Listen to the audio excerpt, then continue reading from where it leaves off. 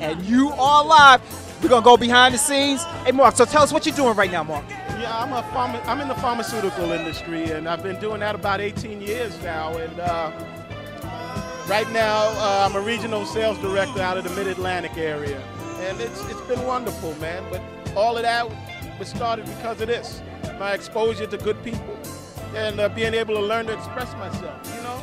Now, tell us about the tournament that's been going up here, UDC, for the past 12 years or so, 15 years? Actually, it's 20 years. 20 years. Okay, so tell us about that tournament. 20 years, and it's not all about basketball. It's about development and character of youth.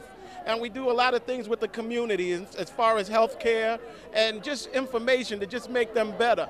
Blood pressure screening, diabetes, things of that nature, and a lot of programs for the youth. So it's been something that's been built around basketball, but we want to outreach the community. Now, tell us about some of the former players you had up here in the tournament. I understand Kareem Reed was one, Orlando Antigua. A couple of guys made it to the NBA. Felipe Lopez, there's been a number of them. The names escape me, but you know, and that's the beauty of it. 20 years, we've come across a lot of talent out here. It's really been great. Now, what about scholarships?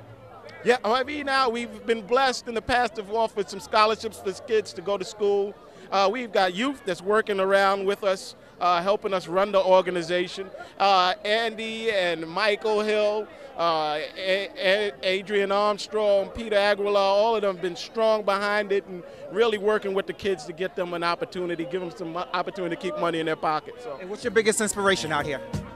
You know, the inspiration is just my friends, man. Seeing you, seeing Mike, it's just great, you know, and that's really what it's all about. We used to rock and play music out here. I used to grab the mic and try to blow up the spot. It's been great, man. This is what it's all about, really.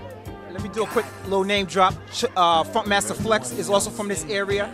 He, the #1 DJ, he learned most of his skills from Chuck Chill Out, who was just on our broadcast a little while ago.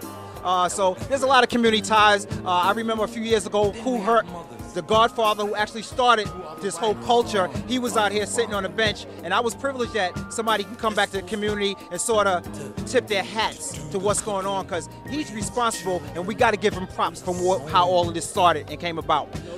Before we go, Mark Ford, we went to college about 30 years ago. Mark, I played against Mark in college. He was a freshman. Mark, tell us what happened when Fulton Montgomery played against Albany State Junior College that year, 1980. Give us an update. It was the freshman team, Albany State, SUNY at Albany. I was playing, but my boy came in, and I'm looking at the layup line, and I'm looking. This is my boy, Stan Small, slamming it. And the team after that was a little choked up, a little in awe. Stan went along and decided to really dominate the ball game. But what he told me, though, afterwards, because he knew I had game, my confidence level wasn't as high as it was and it should have been. He said, Mark, you're better than that.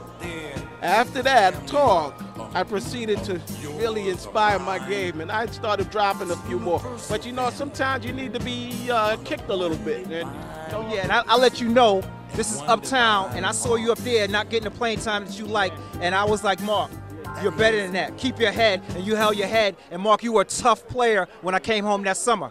You really developed your defensive anticipation and your lateral movement, so I got to give props. And by the way, that game I had 6 dunks. You didn't mention that, huh, Mark?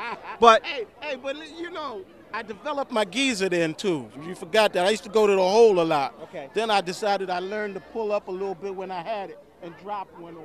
Okay, that's enough reminiscing from the 1980s. We're going to cut right now. Mark, we're going to go behind.